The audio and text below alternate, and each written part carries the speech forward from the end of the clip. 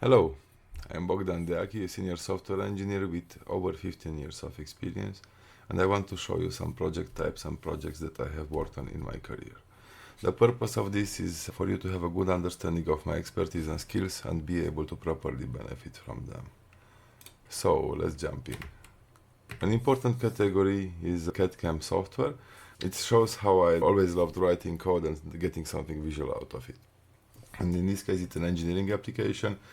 It's a computer-aided design software for shafts, which was developed like for 1 year. It's then the next year was spent on developing the computer-aided manufacturing part. You can see from strength calculus, drawing to toolpath generation, and this actually goes to you put it on a CNC machine and it manufactures the part. This was my master degree project, and it also won an international engineering project competition. It was a huge boost for my self-esteem at that moment. The same CAD/CAM software. Here I worked when I was a student in the summer for the county direction of roads. And for this particular project I had to make thousands of these drawings, and they were using AutoCAD. And because there were so many, I decided to develop software where I could just input some parameters and it will generate an image like this. And then after I finished this software, I could complete the project in 3 days for thousands of these transversal sections. What you see here with the red is how the road actually is now. With black is how the road is supposed to be in the future. An important category of software that I worked on, where I made most of my income also, is ERP software and also process optimization. Very clear example, a company that is manufacturing doors, they had more clients, and for each client they had more contracts, and on each contract they had more shipping dates. So I did this software for them so that have a global overview, because they were kind of overwhelmed, and you can see it here, what shipments you have this month, and are you behind or not, and so on. This evolved in time. What you see here is there is a company here in the city in Brașov where I live. It is called Allview, and they are manufacturing mobile devices, mobile phones, tablets, and they wanted to make their own service center, and for that reason we have developed this software. And you can see that each department has their own view. They can also communicate between them. Of course, you have the general report with what is behind, what is done, and so on. But then they also wanted to be able to track who in each department worked on that specific device. This is applied research and educational software. This is basically what I did in my postdoctoral studies. And as you can see, it's mostly IoT. I even learned in Austria, I had an internship there, to build this kind of devices. They had the technology to print on both sides. It was applied specifically for remote laboratories.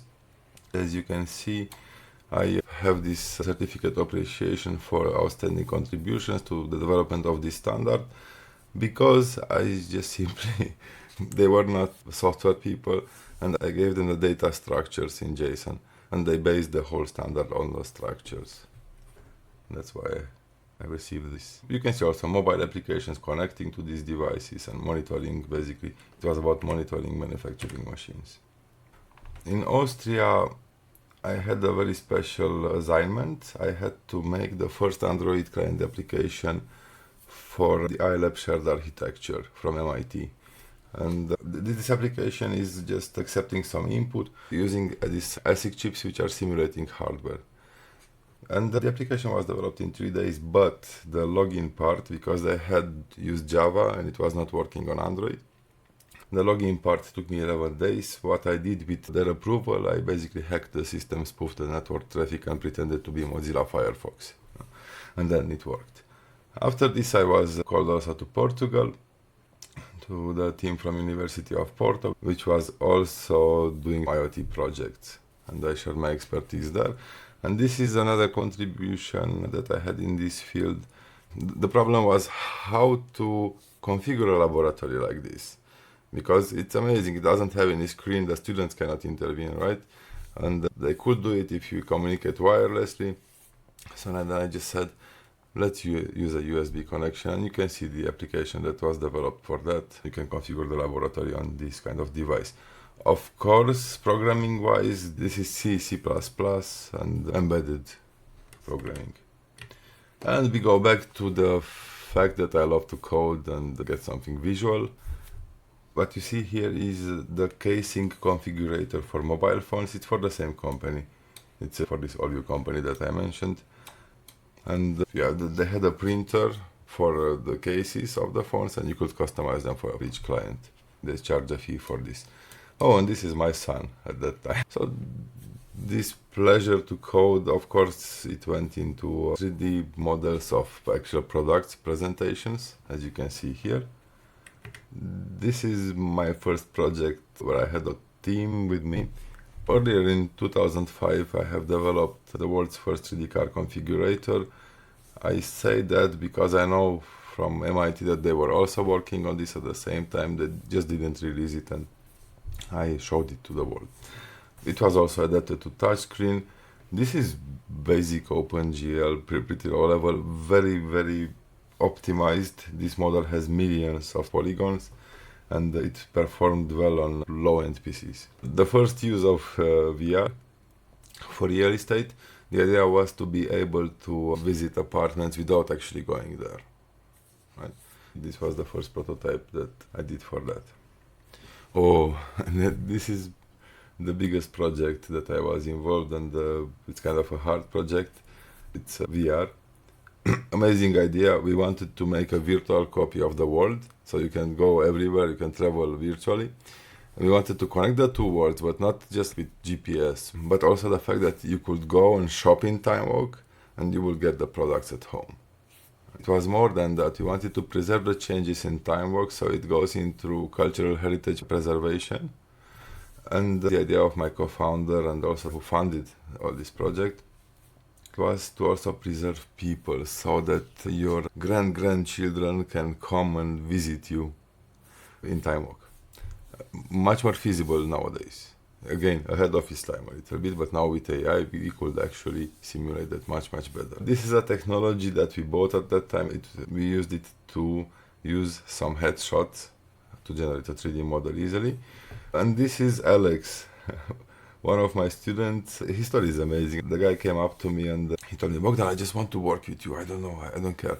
And of course I put him in this project. We got there slowly. I think he hated it, but he pushed through. He has amazing results in his life at this moment. This is a game that we are doing in the real world, basically. We had Times Squares, as you see. But this was played also into my partner's idea to be able to sell something like this to the military for simulating city invasions. Some other applications. This is a tablet for children. I developed the launcher, also from All-U. This is a voice over IP application for a new telecom company, which only served it like this. And this is I love doing this kind of original application. A professor in biology from Austria, from Klagenfurt, reached out to me, and what he was doing, he was putting electrical current through plants, and he managed to get the patterns of the plants. And he wanted me to make this application that shines the light according to that pattern. I actually tried it out when I had a head edge. He had a special pattern for head edge, and the head edge went away. Oh, other small applications. This is a virtual membership cards application, if you have an association or something. This is a news aggregator for Romanian sources for All-U. This was built for Orange. It never reached them, actually, because the intermediary did not pay. But these are touchscreen applications where you can use them at events. And this is a puzzle. This is a scrolly where you open scrolls and you get a nice code. This is just about how we organize our activities and how I'm organizing myself. Of course, I'm very familiar with the Atlassian ecosystem, but I used also other tools. Many more other tools. Okay. And we are back to ERP. This is the time when I went into an accelerator myself. Wrote also the application, was accepted into 2 phases. It is the first ERP system dedicated to 3D printing. It went to the prototype stage. It also went to market testing stage. I came too late to the accelerator. I never got the go-to-market stage. Basically, so yeah, I'm not the best at sales. I'm very good at creating products and turning your visions and my visions into products. This is an AR and VR solution for exhibitions. We have it in Romania in 3 museums, including here in Brașov, in the very central, most important museum. Amazing ideas that I put into this. You can see that you can use it with AR, just with your phone, but you can also put on a headset and have full VR.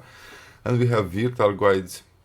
We have also, you look at the marker and you see a movie, historical movie. And then we have also this special idea that I came up with to have windows in the past. So when you look through your device, in the ceiling there is a hole and you can see the first Zeppelin flying over Brașov. Also we have another one where you look through a wall and you see how the city was 100 years ago. It goes into cultural heritage preservation again. Medical imagery distribution systems. I have this in 2 places where they make these x-rays for teeth. This is a very nice job platform, like HR. The nicest feature about it is that it has a map, and when you walk, you can see the jobs around you. So it's very good for some specific jobs. It's called One Job. It's in Abu Dhabi at this time. And this is a version done for a Canadian company. I worked around 4 years with Benga. It's called CAT Auto Logistics at this moment. All the cars, all the Dacias. Dacia is a car that is produced in Romania, but now it's also with Renault. And the Nissans and Renaults are stored there, and they have a huge parking lot.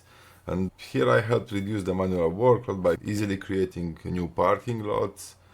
I connected all their systems together, all their departments together, and the parking lot tracking, even implemented real-time reporting to clients. This is basically a terminal, so terminal management system.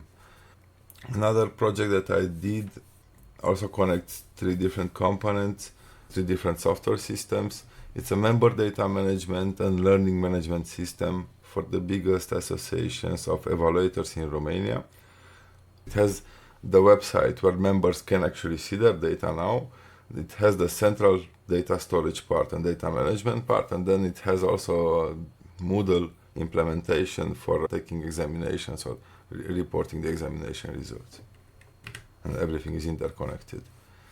This is the first time that I worked for an American startup. I was not aware that in America they don't trace yet if some ingredient went bad, into which product it went. Right? You cannot issue a proper recall in that case. And I worked on this system. I did solution architecture. I went into all the parts from purchase order to sales order, also in between the manufacturing part. And yeah, the most impressive thing that I did here was that it looks like a small thing now, but I designed also an application for the suppliers so that everybody can track where something comes from, and then we would have full traceability for US food safety. Yeah, inventory management was a part of the manufacturing part. This is my work at AR Experts, my latest project. I actually went in here for shares, and AR Experts is developing AR-powered work instructions. So they make it very easily. You have a series of videos. We have this application, Jiri, and I did a lot of things in this company. So even I had to go into Q&A because they were not testing it properly. So I made the first testing plan. And I even built FFmpeg libraries because nobody else could do it. But then, very important contribution from my part is this system design. I also did implementation for translating these instructions from any language to any language. Since then, in the last 6 months, I went into AI pretty deeply, and I can make a separate presentation about that. This is it for now. Thank you very much for watching. I hope this is useful. If you see anybody who could benefit from this already existing expertise, please connect us. Thank you.